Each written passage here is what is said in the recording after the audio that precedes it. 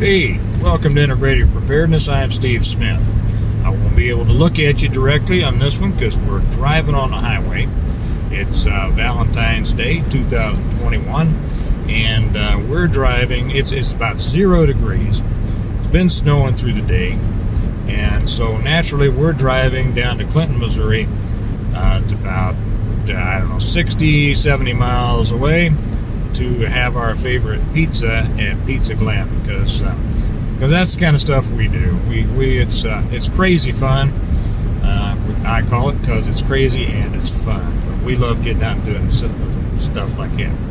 I want to talk a little bit because again, I kind of bouncing this off of Real World Preppers yesterday that he put up, and he had read something from Winston Churchill in his never give in or never give up or whatever speech. You know, we all know the one, right? We've read it or heard it a lot, but there was a particular part in there that I think applies to the days ahead, and it kind of directs us in the way we need to be thinking. Now, you know, people have asked me why, if I believe that America as we know it is over,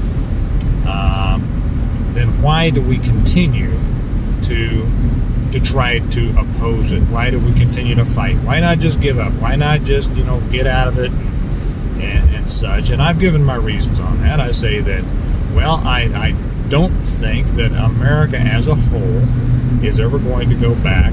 Yeah, I see you see a couple of my youngins back there behind me. I don't think it's ever coming back to the way it was, but I think that as we fight against what's happening, we can create something that comes out the other side. If you're familiar with Glubb's Fate of Empires, and I've talked about this before, he shows how every empire lasts about 250 years and the stages that it goes through. And if you read that, you'll see that our empire is on the downs, and don't think it's going to last much longer the way that it used to be.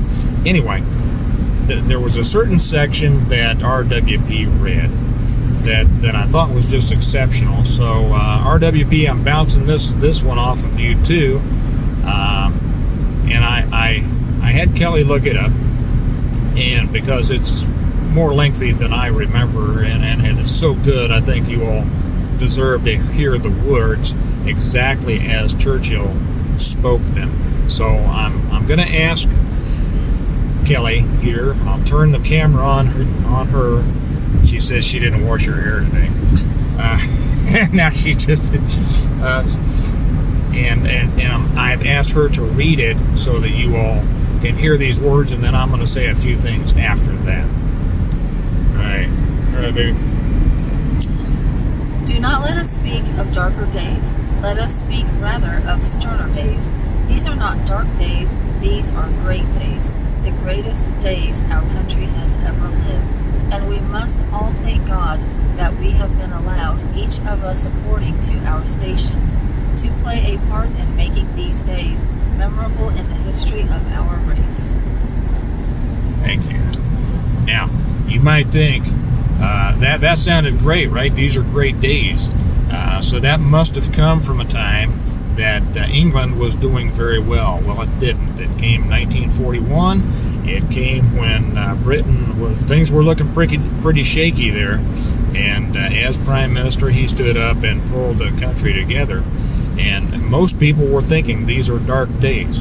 His admonition to keep our minds right, his admonition to not think of them as dark days but stern days, is important.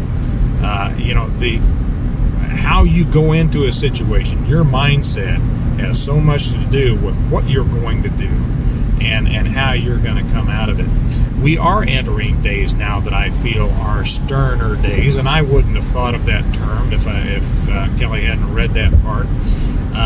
But we are coming into what should be considered considered sterner days.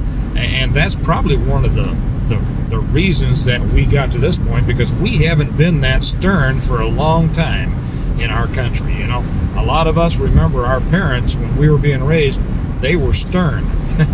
And my kids will tell you that stern is a word that applies to me very often, maybe too often.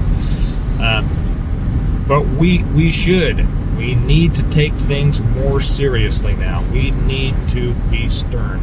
And yet we need to look at these days ahead as an opportunity to show what we're made of. You know, easy times don't bring the best out in anybody. And a person isn't judged and doesn't show their character by what they do during easy times. Character is shown what you do in tough times. And if tough times are coming, so be it. This country that we grew up in is worth standing up for and fighting for and doing what we can, doing what we must, and doing everything that we can. So I would say, let's keep Churchill's words in mind. Let's get a bit more stern. Let's get tougher.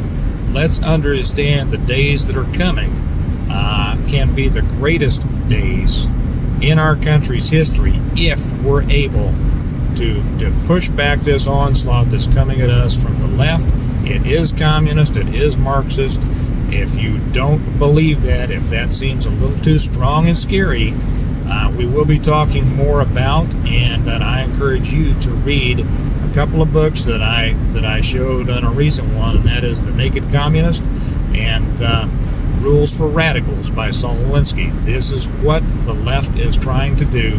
They are trying to destroy our society, our country, America, and we have to decide whether we're going to let them do that. And if we decide that we're not, then these words of Churchill's need to guide us in our days ahead. So we're headed down now and just about to chow down on our favorite pizza. If you're ever going through Clinton, Missouri, stop at Pizza Glen. Tell them some crazy guy on YouTube told you that you ought to go by and have the greatest pizza in the world.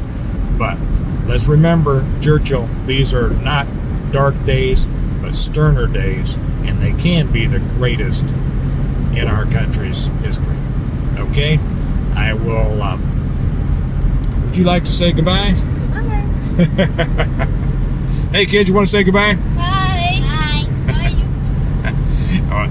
You all remember that we prepare well today in order to live well tomorrow, and steeling our minds and getting ourselves set is the greatest preparation for the fight that's coming. You all have a great day. I'm going to have great pizza. Talk to you later. Bye-bye.